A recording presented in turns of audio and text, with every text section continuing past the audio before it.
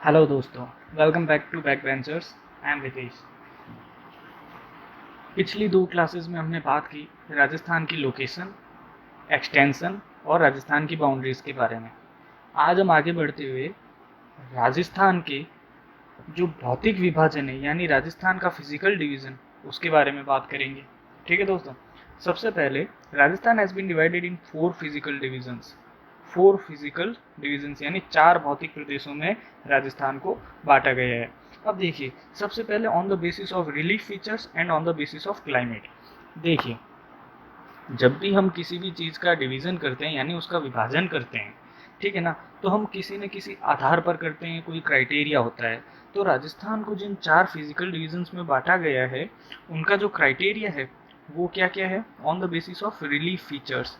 Relief features क्या होते हैं? रिलीफ फीचर्स होते हैं जो भी हमारे पहाड़ हैं, नदियाँ हैं, वो जिस तरह की टोपोग्राफी है, वो सब सारी चीज़ें रिलीफ फीचर्स कहलाती है। मेनली पहाड़ हो गई, नदियाँ हो गई, ये सारी रिलीफ फीचर्स होते हैं। Second thing is on the basis of climate. Climate के आधार पर बांटा गया है। ठीक है, तो इन दोनों फैक्टर्स को कंसिडर करते हुए राजस्थान को चार भागों में बांटा गया है। अब देखिए, वो चार भाग कौन से हैं। पहला है नॉर्थ वेस्ट डेजर्ट एरिया यानी उत्तरी पूर्वी डेजर्ट एरिया, जिसे कि हम थार के मरुस्थल के नाम से भी जानते हैं, जो हमारा रेगिस्तान वाला पार्ट है। ठीक है, दूसरा है अरावली माउंटेन रेंज, ठीक है, जो अरावली पर्वतमाला है वो। तीसरा है eastern plain region, eastern plain region यानी पूर्वी मैदानी भाग। ठीक है, और चौथा जो डिवीजन है वो है हाड़ौती प्लेटू, हाड़ौती प्लेटू या फिर साउथ ईस्ट यानी दक्षिण पूर्वी पठार। ठीक है दोस्तों, अब हम सबसे पहले इनकी जो जनरल इन्फॉर्मेशन है, इन डिविजन्स की जनरल इन्फॉर्मेशन यानी इनके बारे में कुछ मुख्य सूचनाएं जो हमें पता होनी चाहिए। देखिए, सबसे पहले अगर हम बात करें एरिया वाइज यानी क्षेत्रफल की दृष्टि से, तो जो थार का रेगिस्तान है या फिर जो मरुस्थल वाला पार्ट जो है, मरुस्थल वाला भाग है हमारा, वो 2/3 यानी 2/3 या फिर 61% एरिया कवर करता है। Aravalli 9%, plains 23% and Hadoti 6.89%। ठीक है, इनमें से कई बार क्वेश्चन सीधे उठा के पूछ लिए जाते हैं, तो इन डाटाज को एक बार अच्छे से ध्यान में रखना। ठीक है, second criteria is demography, demography या फिर पॉपुलेशन यानी जनसंख्या। तो रेगिस्तान में जो जनसंख्या प्रतिशत है वो है 40% कुल जनसंख्या का। अरावली में है 10%, प्लेन्स में है 39 यानी 39% और हाड़ौती में है 11%। अब राजस्थान के कौन से भौतिक विभाजन में कितने जिले आते हैं वो, सबसे पहले रेगिस्तान में 12, अरावली में 13, प्लेन्स में 11 एंड हाड़ौती में 7। अब देखिए, ये कौन कौन से जिले आते हैं, क्या क्या आते हैं, ये सब चीज़ें जब हम अभी आगे कवर करेंगे, इन विभाजनों को आगे पढ़ेंगे और डिटेल में पढ़ेंगे, तब उन सब के नाम वगैरह सारी डिटेल्स अच्छे से आ जाएगी। फिर यहाँ पर किस तरह की सॉइल यानी यहाँ पर किस तरह की मिट्टी पाई जाती है जनरली, तो अगर रेगिस्तान की बात करें तो यहाँ पर ऑब्वियसली सैंडी सॉइल पाई जाती है। अरावली में फॉरेस्ट सॉइल या माउंटेन सॉइल पाई जाती है। प्लेन्स में एल्यूवियल सॉइल पाई जाती है। हाड़ौती में ब्लैक सॉइल पाई जाती है, हालांकि ये प्रॉपर ब्लैक सॉइल नहीं होती है, हल्की सी लाइट ब्लैक होती है। लाइट ब्लैक यानी हल्की काली मिट्टी होती है। ठीक है, अब देखिए सैंडी सॉइल क्या होती है, फॉरेस्ट सॉइल क्या होती है, एल्यूवियल सॉइल क्या होती है। एल्यूवियल सॉइल सबसे उपजाऊ मिट्टी मानी जाती है। ये क्यों उपजाऊ होती है, ठीक है, इसका ऐसा कौन सा कंस्टिट्यूएंट होता है जो इसको उपजाऊ बनाता है, ब्लैक सॉइल की क्या स्पेसिफिकेशंस है। ठीक है, ये सब हम सॉइल जब करेंगे, सॉइल वाला पार्ट जो करेंगे तब उसमें हम एक्सप्लेन करेंगे। अभी हमें बस इतना याद रखना है कि कौन से भौतिक विभाजन में किस तरह की मिट्टी पाई जाती है। अब अगर हम बात करें क्लाइमेट की, तो डेजर्ट, डेजर्ट में क्लाइमेट है एरिड या फिर सेमी एरिड। अब देखिए, एरिड क्या होता है? शुष्क, जिसे हम सामान्य हिंदी भाषा में बोलते हैं शुष्क। तो जनरल सी बात है, जहाँ पर रेगिस्तान होगा वहाँ पर जनरली शुष्क ही वातावरण पाया जाता है, क्लाइमेट पाया जाता है। ठीक है, अरावली की बात करें तो वहाँ पर सब ह्यूमिड। प्लेन्स की बात करें तो वहाँ पर ह्यूमिड, ह्यूमिड को हिंदी में कहते हैं आर्द्र। ठीक है, और हाड़ौती में सर्वाधिक ह्यूमिड यानी मैक्सिमम ह्यूमिड या फिर सर्वाधिक आर्द्र क्लाइमेट पाया जाता है। ठीक है, आगे बढ़ते हैं दोस्तों, तो हम बात करते हैं नॉर्थ वेस्ट डेजर्ट एरिया, यानी कि जो कि हमारा पहला भौतिक विभाजन है, नॉर्थ वेस्ट डेजर्ट एरिया यानी उत्तरी पश्चिमी मरुस्थलीय भाग।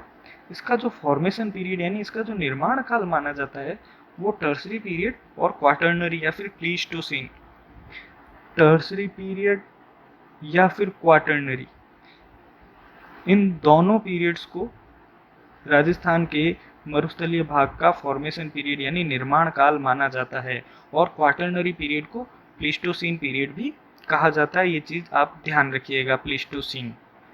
अब अगर हम बात करें इसके एक्सटेंशन यानी इसके विस्तार की, तो विस्तार में हम देखेंगे इसकी लेंथ, इसकी विड्थ यानी चौड़ाई, एवरेज हाइट, एवरेज यानी औसत ऊंचाई। तो जब हम लेंथ की बात करते हैं तो ये 640 किलोमीटर लंबा है।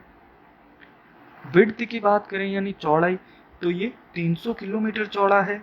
और अगर एवरेज हाइट की बात करें तो ये 200 से 300 मीटर। ये ध्यान रखिएगा, लेंथ और विड्थ किलोमीटर में होंगी और एवरेज हाइट जो है वो मीटर में होगी। अगर आपको पता नहीं हो तो मैं आपकी जानकारी के लिए बता दूं, जो हाइट नापी जाती है, हाइट का जो मेजरमेंट किया जाता है वो MSL यानी मीन सी लेवल से किया जाता है। ठीक है, हमने कई जगह इस तरह से लिखा हुआ भी पढ़ा होगा, खास तौर पर रेलवे स्टेशन पर, समुद्र तल से ऊंचाई। ठीक है दोस्तों, तो ये जो एवरेज हाइट नापी जाती है ये समुद्र तल से नापी जाती है। आगे अगर हम बात करते हैं इसके स्लोप की, अब देखिए स्लोप क्या है। राजस्थान के जो मरुस्थल है उनका स्लोप है नॉर्थ ईस्ट से साउथ वेस्ट, जिस तरह से इस डायग्राम में दिखाया गया है, नॉर्थ वेस्ट से साउथ वेस्ट।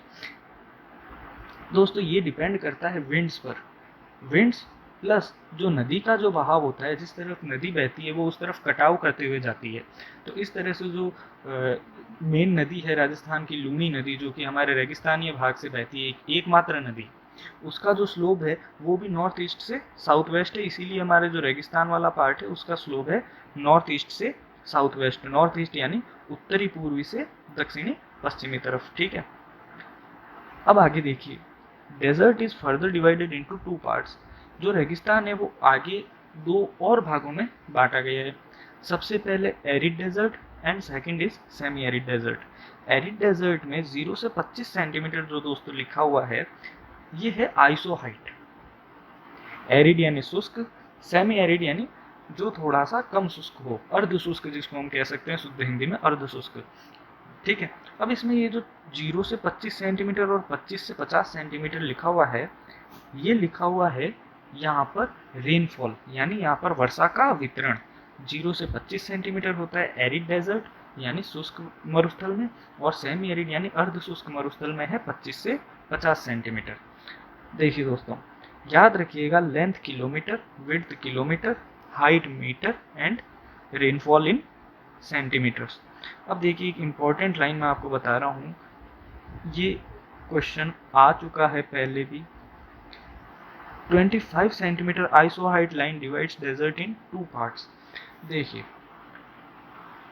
इनमें बिल्कुल भी कंफ्यूज मत होइएगा कि कौन सी आइसो हाइट लाइन किस क्षेत्र को बांटती है। अभी आपने सिर्फ मैंने ये एक बताया है, इसलिए आपको अभी कोई कंफ्यूजन नहीं होगा, लेकिन इसको अच्छे से याद रखना, क्योंकि जब हम आगे पढ़ेंगे, आगे और भौतिक विभाजनों को पढ़ेंगे, तो अलग अलग आइसोहाइट्स लाइन उन्हें डिवाइड करती है, और राजस्थान को भी अलग आइसोहाइट लाइन 2 भागों में बांटती है। तो अभी हमें सिर्फ इतना याद रखना है, 25 centimetre isohyet line divides desert in 2 part. हमारा जो रेगिस्तान वाला भाग है केवल उसको 2 भागों में बांटती है 25 सेंटीमीटर आइसोहाइट लाइन। देखो अब दोस्तों, आइसोहाइट लाइन क्या होती है। आइसोहाइट लाइन जैसे कोई भी 2 पॉइंट है या फिर कोई भी 2 स्थान है, वहां पर अगर समान वर्षा होती है, ठीक है, तो उस लाइन को कहते हैं आइसोहाइट लाइन। 2 समान वर्षा वाले स्थानों को जोड़ने वाली जो लाइन होती है उसे कहते हैं आइसोहाइट लाइन। यानी जैसे यहाँ पर गांव ए है मान लीजिए, या फिर यहाँ पर गांव बी है, तो यहाँ पर भी मानिए 20 सेंटीमीटर वर्षा है और यहाँ पर भी 20 सेंटीमीटर वर्षा है, तो इनको समान रेनफॉल यानी समान वर्षा वितरण वाले स्थानों को जोड़ने वाली लाइन को कहते हैं आइसो हाइट लाइन। ठीक है दोस्तों, तो ये ध्यान रखिएगा, समान वर्षा वितरण वाले क्षेत्रों को जोड़ने वाली लाइन को आइसो हाइट लाइन कहते हैं। और राजस्थान का जो मरुस्थल वाला पार्ट है उसे 25 सेंटीमीटर आइसो हाइट लाइन 2 भागों में विभाजित करती है। अब देखिए, सबसे पहले हम बात करेंगे एरिड डेजर्ट की। एरिड डेजर्ट में रेनफॉल जैसा हमने अभी पढ़ाई है 0 से 25 सेंटीमीटर होता है। अब देखिए, इस एरिड डेजर्ट को भी आगे 2 भागों में बांटा गया है। सबसे पहला है without sand dunes and second है सैंड ड्यून्स। सैंड ड्यून्स होते हैं जो रेत के 2 धोरे, सिंपल भाषा में होते हैं, उनके आधार पर। Without sand dunes, without sand dunes क्या है? Because it is a rocky desert which is called hamada. देखिए, इसको विदाउट सैंड ड्यून्स क्यों कहा है? क्योंकि एक रॉकी डेजर्ट यानी कंकरीला रेगिस्तान है। यहाँ पर पूरी तरह से रेत के धोरे नहीं बनते हैं, ये कंकरीला रेगिस्तान है और इसे हमादा भी कहा जाता है। ये इम्पॉर्टेंट है, हमादा कंकरीले रेगिस्तान को कहा जाता है और अर्ग कहा जाता है रेतीले रेगिस्तान को। ये क्वेश्चन अर्ग के लिए पूछा जा चुका है, तो आप ध्यान रखिएगा, अर्ग कहा जाता है रेतीले रेगिस्तान को। इसका एरिया है 41.5%। अब ये एरिया दोस्तों, जो हमारा एरिड डेजर्ट है उसका 41.5% है। ये हमेशा ध्यान रखिएगा, इसको ऐसा मत समझ लीजिएगा ये हमारे टोटल रेगिस्तान का 41.5% है। ये सिर्फ एरिड डेजर्ट यानी शुष्क रेगिस्तान का ही 41.5% है। अब देखिए, without sand dunes, without sand dunes में जो सैंड होती है वो डिपॉजिट होती है। क्यों डिपॉजिट होती है? हवाओं की वजह से, विंड्स की वजह से जो है हमारे सैंड्स का डिपोजिशन होता है और जिससे सैंड ड्यून्स बनते हैं यानी रेत के धोरे बनते हैं, जिसे हम अर्ग भी कहते हैं। जो एरिड डेजर्ट का जो एक्सटेंशन यानी विस्तार है वो सबसे सर्वाधिक है जैसलमेर में, फिर बाड़मेर में और जोधपुर में। ठीक है, इन 3 डिस्ट्रिक्ट्स में एरिड डेजर्ट का एक्सटेंशन है, यानी इन 3 जिलों में एरिड डेजर्ट विस्तृत है। अब आगे हम बात करते हैं कि कई बार क्वेश्चन पूछ लिया जाता है कि कौन सा सैंड ड्यून्स यानी किस तरह का धोरे कहाँ पर पाए जाते हैं। तो अगर हम कुछ महत्वपूर्ण सैंड ड्यून्स की बात करें तो सबसे पहला है बरखान। अब दोस्तों, बरखान एक तरह का क्रिसेंट यानी अर्धचंद्राकार धोरा होता है जिसकी आकृति लगभग इस तरह की होती है। ये जो डायरेक्शन है दोस्तों, ये है विंड्स की डायरेक्शन और कुछ इस तरह का स्ट्रक्चर बन जाता है जिसे कि हम कहते हैं बरखान। और ये मुख्यतः पाया जाता है शेखावटी में। याद रखिएगा, शेखावटी में पाया जाता है। अब शेखावटी वाला पार्ट कौन सा है? अगर आपको याद हो तो हमने फर्स्ट लेक्चर में बात की थी, सेकंड लेक्चर में बात की थी जब हमने राजस्थान की सीमाएं यानी बाउंड्रीज पढ़ी थी। ठीक है दोस्तों, सेकंड है राइट एंगल या फिर ट्रांसवर्स। इस तरह के धोरे मुख्यतः जोधपुर में पाए जाते हैं। कुछ इस तरह की आकृतियां ये उत्पन्न करते हैं। थर्ड टाइप है पैरेलल या फिर लीनियर यानी समांतर या फिर रेखीय धोरे।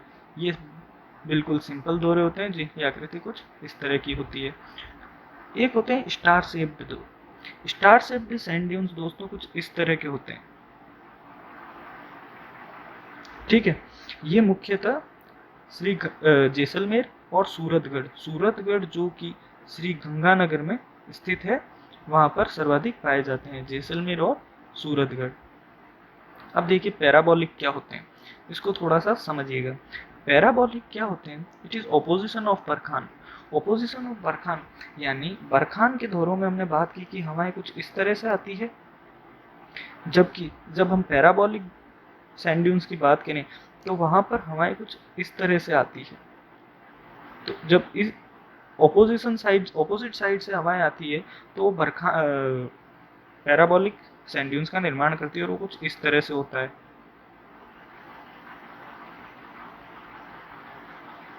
और ये बरखान है और ये है पैराबोलिक।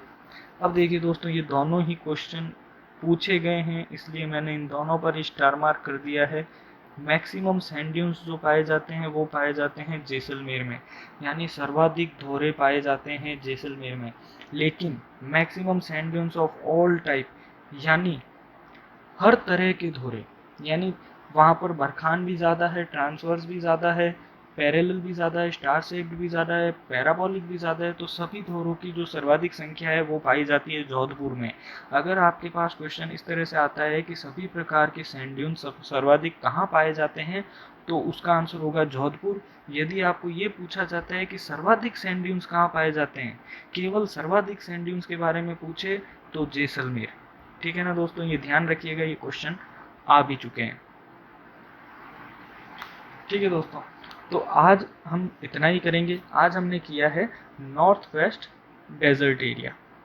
ठीक है दोस्तों, नेक्स्ट क्लास में हम इसी का सेकंड पार्ट जो कि सेमी एरिड डेजर्ट है वो करेंगे। ये काफ़ी बड़ा टॉपिक है और इसमें से काफ़ी क्वेश्चन सीधे उठाकर पूछ लिए जाते हैं, तो ये एक स्कोरिंग टॉपिक भी बन जाता है, तो इसे हम आराम से और बहुत ही अच्छे से करेंगे।